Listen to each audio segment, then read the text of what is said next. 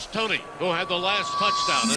The Chiefs were attempting to get Tyreek Hill 2.0 after acquiring Kadarius Toney in 2022. By 2024, no team would touch him. He had the shiftiness that made him impossible to tackle at Florida. The first-round draft pedigree from the Giants. In the 2021 NFL Draft, Kadarius Toney. And the Super Bowl record that should have launched his career to another level. Instead, the drops, the drama, and the penalties wrote a different story. One that ended with him playing 3 games for the Cleveland Browns, losing all 3 and getting cut before the season even ended. And then February 2025 came and things got even darker.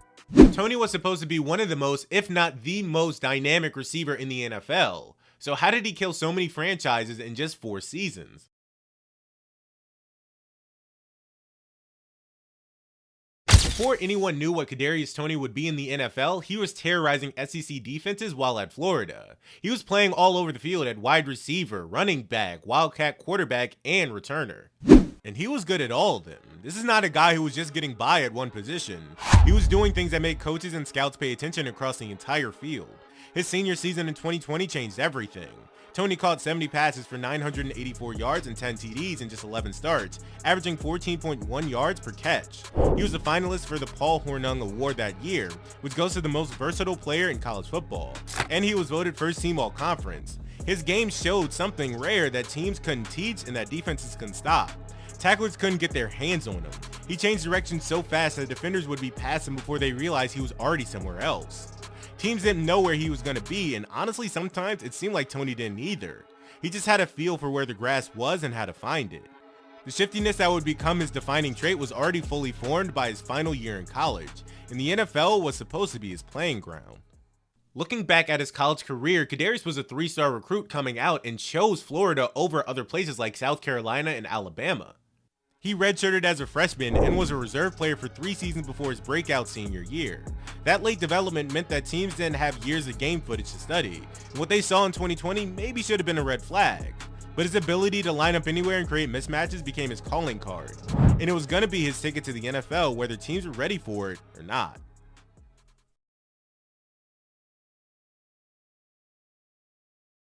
The Giants desperately wanted Devonta Smith out of Alabama. They wanted him so bad that when the Eagles traded up 1 spot ahead of them with the Cowboys to pick him, they were reportedly livid. An anonymous SEC defensive coordinator told ESPN at that time the Giants wanted Smith bad. They were pretty upset when Philly jumped in front of them.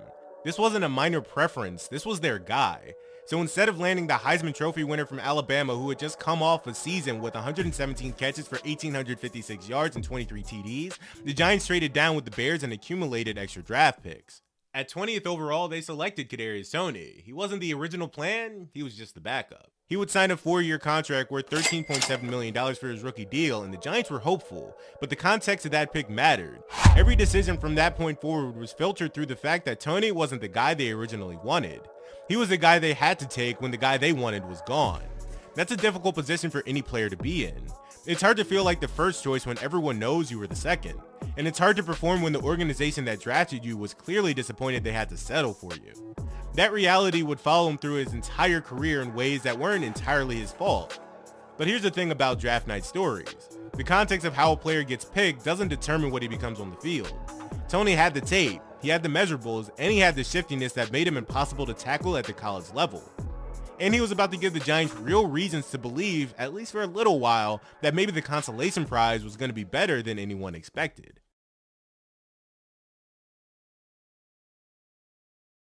The Giants were right to initially be excited because Toney showed things pretty much immediately, even after a slow start in training camp. He missed time on the COVID-19 list and only had 4 receptions through the first 3 games of the season. But in week 4 against the Saints, he recorded 6 catches for 78 yards and an overtime win that gave Giants fans something to be excited about. Then in week 5 against the Cowboys, Toney had the best game of his young career. 10 catches for 189 yards, breaking Odell Beckham Jr.'s Giants receiving record for a rookie in that single afternoon. The catch and run ability was there. The way he made people miss after the catch was electric. The elusiveness that had made him impossible to tackle at Florida was finally showing up in the NFL. This was exactly what the Giants had hoped for when they drafted him. He was slippery out there on the grass, he could line up anywhere on the field, and he had good enough hands to actually make a difference. For a brief moment, the consolation prize narrative seemed unfair. Maybe the Giants had gotten lucky. Maybe Toney was going to be better than the guy they wanted all along. Hopefully the whole draft night story was going to fade into the background, because what actually mattered was what he did on the field, and what he did on the field was special. But that game against Dallas also showed the other side of Toney. He was ejected for throwing a punch at Cowboys safety DeMonte Casey late in the blowout loss.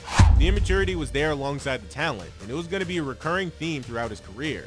You could see the ability, you could see the flashes, but you could also see the moments when he couldn't control himself, when the competitive fire turned into something that hurt the team instead of helping it. An oblique injury then cost him 4 weeks of the season, and he finished the year with 420 receiving yards in 10 games, second most on the team despite missing significant time. The talent was real, and the red flags were also there. Both things were true at the same time, and neither one was going away anytime soon.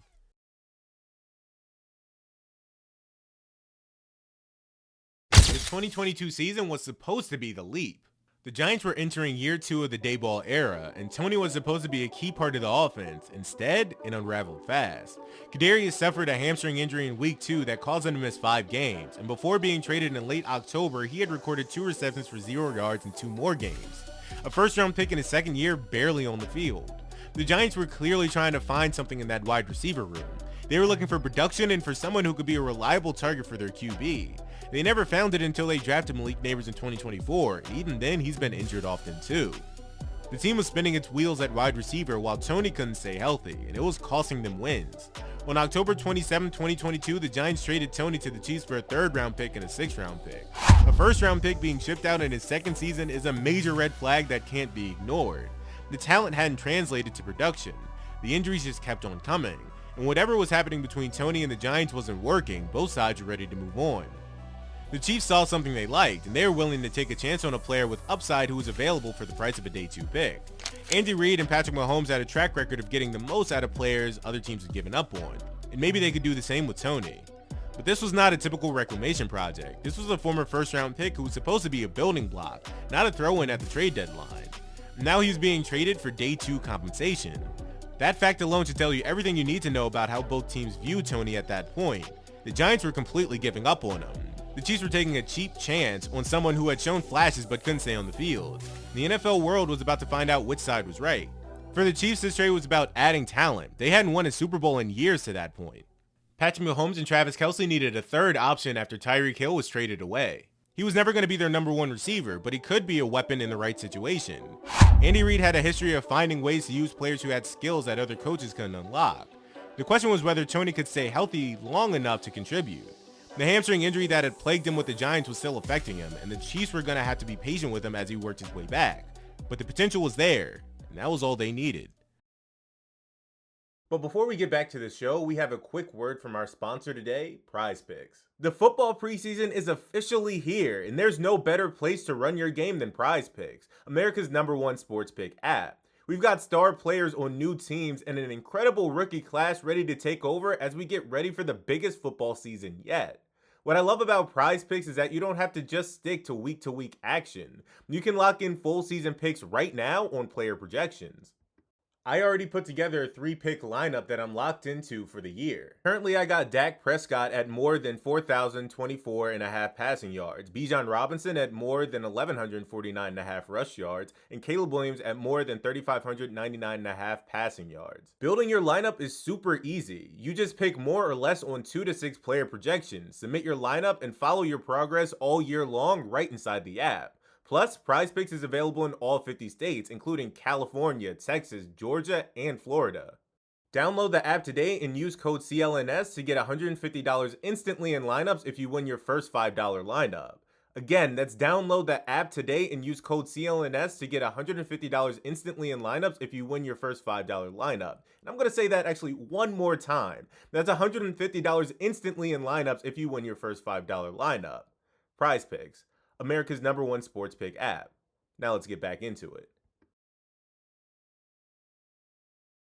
Since the trade to Kansas City happened mid-season, Toney had to learn a new playbook on the fly while still dealing with the effects of that hamstring injury. Luckily, Kansas City didn't need him right away. They needed him as a piece of a very good offense that was already rolling, and they were going to find ways to use him. In Week 10 against the Jacksonville Jags, Toney scored his first touchdown with him. It was a sign that maybe he was starting to figure things out, that maybe the change of scenery was going to be exactly what he needed. By the end of the 2022 regular season, he had 16 receptions for 171 yards and 2 TDs in 9 games with the Chiefs. It wasn't spectacular by any means, but it was functional, and it gave the coaching staff enough to work with. The question was whether Toney could build on that going into the playoffs and contribute to a Super Bowl run. Then came the Super Bowl against the Philadelphia Eagles. The Chiefs were up by 1 in the fourth quarter when they forced a 3-and-out. The Eagles punted. Toney fielded the punt at his own 30-yard line and headed up the left sideline. 4 Eagles players closed in on him, and at that point the play looked dead. But Toney cut back across the field and found open grass. Then he didn't stop until he was tackled inside the 5-yard line. 65 yards, the longest punt return in Super Bowl history. 3 plays later, the Chiefs scored again and never looked back, and I've hated Kadarius Toney ever since. He also caught a fourth quarter touchdown pass in that game, the first of 2 successful corn dog plays that helped put the Chiefs ahead for the first time all game. Jonathan Gannon will pay for his war crimes at some point. Kansas City won 38-35. Toney had 2 enormous plays in the biggest moment of his career, and he walked away with his first Super Bowl ring. And for a moment, it seemed like maybe everything was going to be okay. He had figured out something. The talent was going to win out after all. The Chiefs were Super Bowl champs once again. Kadarius had contributed in a meaningful way. He had the ring, a record, and he had the respect of one of the best organizations in the NFL. And 2023 was coming. It was going to test whether this was real or just a mirage. But we know what the answer was.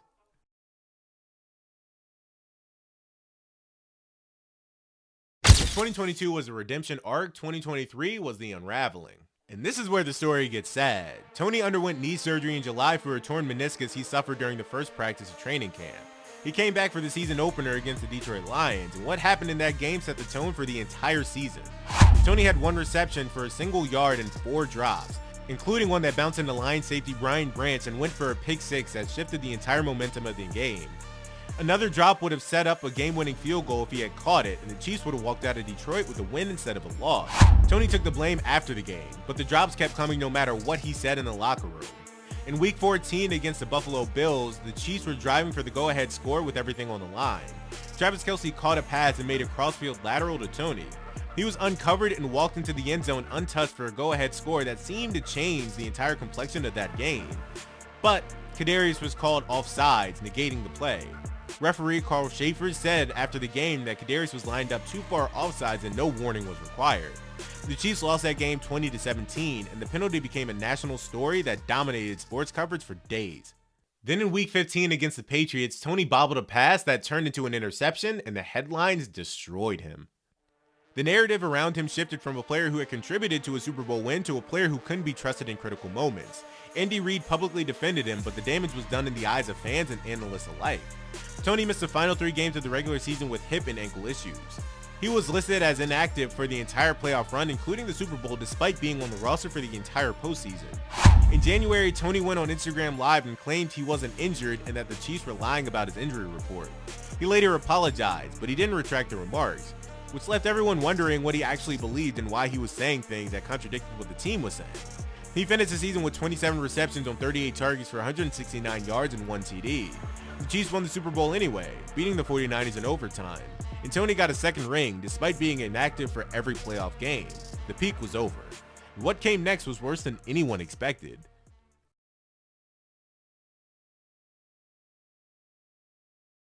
In May of 2024, the Chiefs declined Toney's 5th-year option, meaning after the end of the season, he would be a free agent. But then in August, before the season even started, they cut him out entirely. No team picked him up until September, when the Browns signed him to their practice squad. This was the first sign that the league had moved on from Toney faster than anyone had thought. He was promoted to the active roster in December, and he played 3 games for Cleveland. The Browns lost all 3 of those games. In Week 14 against the Steelers, Toney muffed a punt and drew a taunting penalty in the same game, and the Browns released him on December 10th. He was done in Cleveland less than a month after being promoted. The irony was thick. Cleveland had made the playoffs in 2023, but in 2024, they were worse. And the 3 games Toney played were all losses. This wasn't a coincidence in the minds of many observers who watched the team transform from a playoff team to a losing team the moment Toney was signed, along with Deshaun Watson being back for some reason. The plan was for Toney and Jerry Jeudy to lead the Browns receiving corps. Jeudy had just been signed to a $58 million extension, and the idea was that he and Toney would form a dynamic duo that could take the pressure off the quarterback. But it turned out to be Jeudy alone carrying that load. Kadarius was supposed to be part of the answer in Cleveland. Instead, he became a part of the problem, and his NFL career was effectively over at 25 years old with 2 rings and a Super Bowl record and nowhere to play for. The Browns had hopes that 2024 would be a step forward, but then they signed Toney and somehow things got way worse. The 3 games that Toney played for Cleveland was a microcosm of his entire career. Flashes of ability mixed with critical mistakes. Moments where you could see why someone drafted him in the first round, followed by moments where you could see why nobody wanted to keep him. That was always who he was.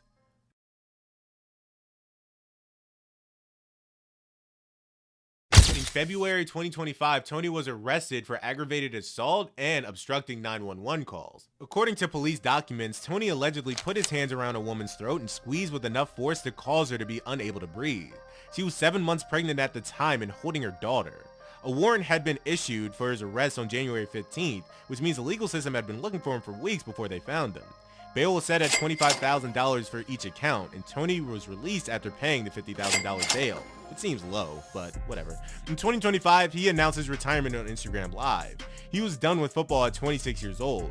2 Super Bowl rings, a Super Bowl record, a first-round draft pick, and a career that lasted parts of 4 seasons across 3 teams. And a legal case that was going to define the rest of his life more than anything he had done on the football field ever could. The talent was always there, but the immaturity never went away. The drops kept coming along with the penalties, and the injuries kept stacking up.